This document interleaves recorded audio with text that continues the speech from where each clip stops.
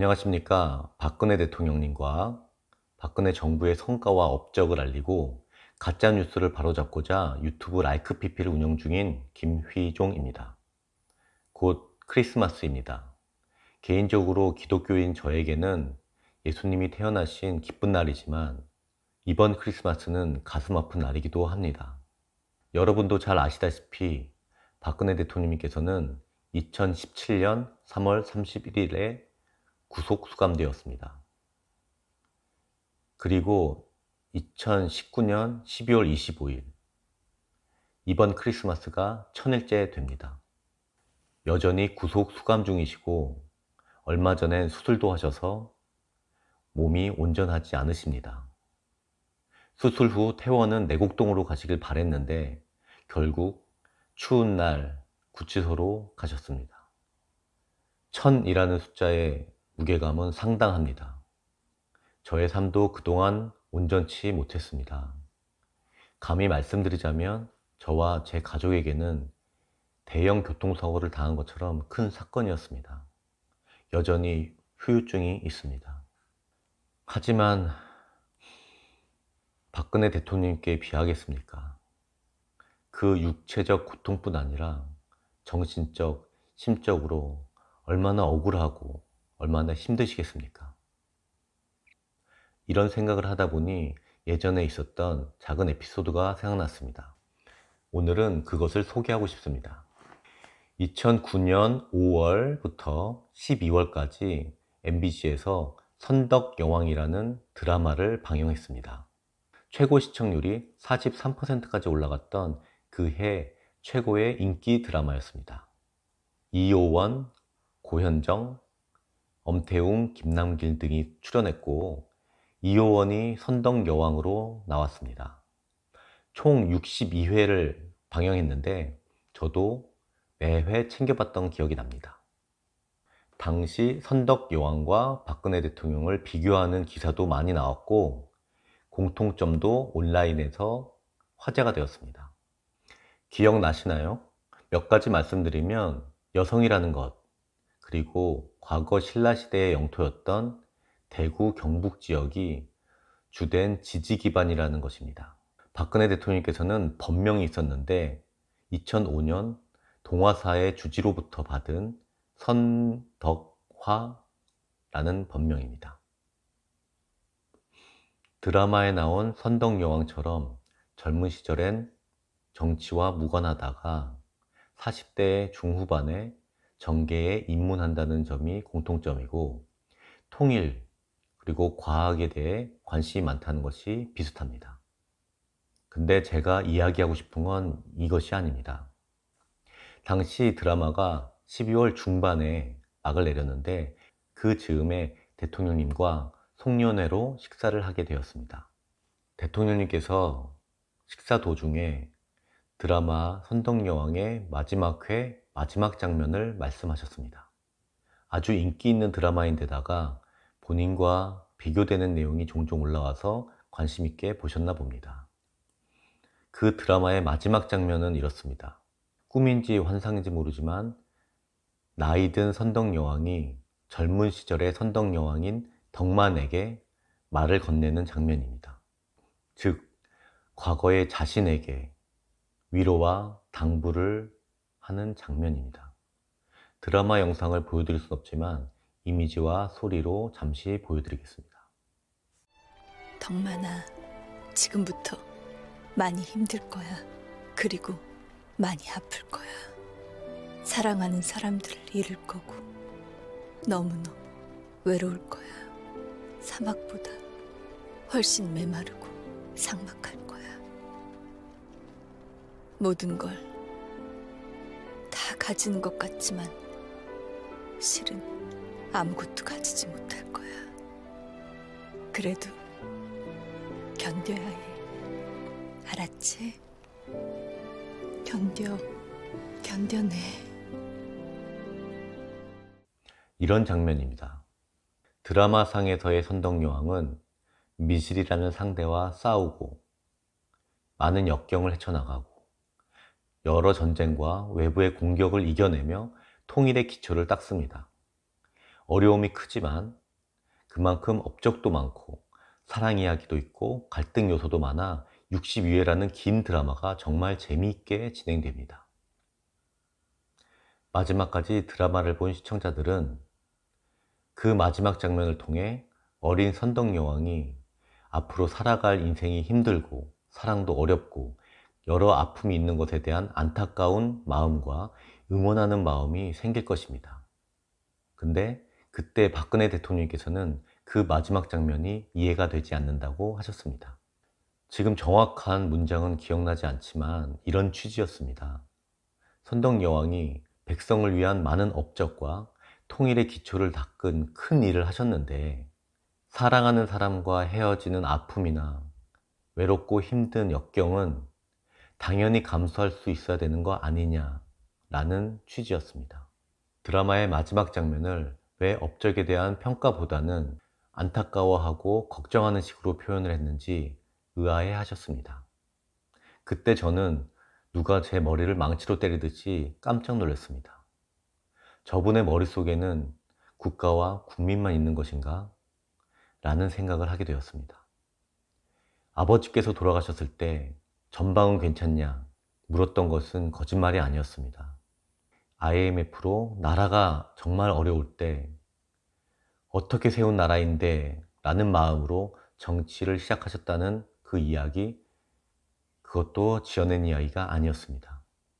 그래서 임기 동안 박근혜 정부가 이룬 업적과 성과들은 대통령을 돋보이게 하기보다는 대한민국에 꼭 필요했지만 전임 대통령들이 손대지 못하거나 손대지 않았던 일들이 많습니다. 이렇듯 박근혜 대통령께서는 애국, 애족이라는 단어와 잘 맞으신 분이었습니다. 거짓 탄핵과 말도 안 되는 재판으로 천혜를 수감당하고 계시지만 아무 말씀도 없이 묵묵히 참고 계시는 것은 본인의 안위보다는 대한민국을 위해 죽을 힘을 다해 감내하고 계신 것이라고 감히 생각해 봅니다. 문재인 정부는 1000일이 넘도록 박근혜 대통령님과 대한민국을 붙잡고 있습니다. 여러분들도 잘 아시다시피 박근혜 대통령님만 아프신 게 아닙니다. 대한민국이 아파하고 있습니다. 대한민국이 아픈 것입니다. 이 영상을 올리는 12월 24일은 박근혜 대통령께서 수감되신 지 999일째 되는 날이고 크리스마스 이브입니다.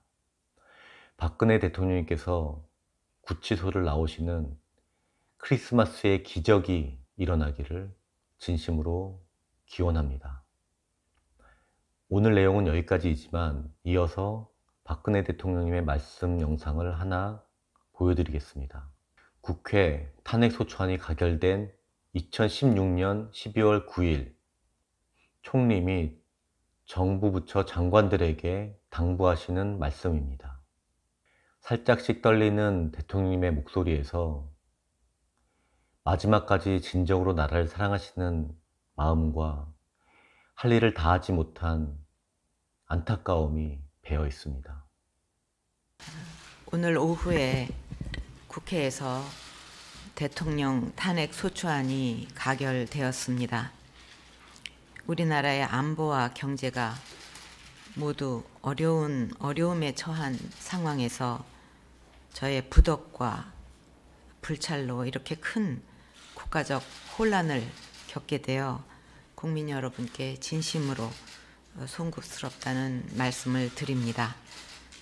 또한 밤낮으로 국가와 국민을 위한 일에 여념이 없는 국무총리와 또 각 부처 장관을 비롯한 모든 공직자 여러분께 더 많은 어려움을 드리게 되어 안타까운 마음입니다.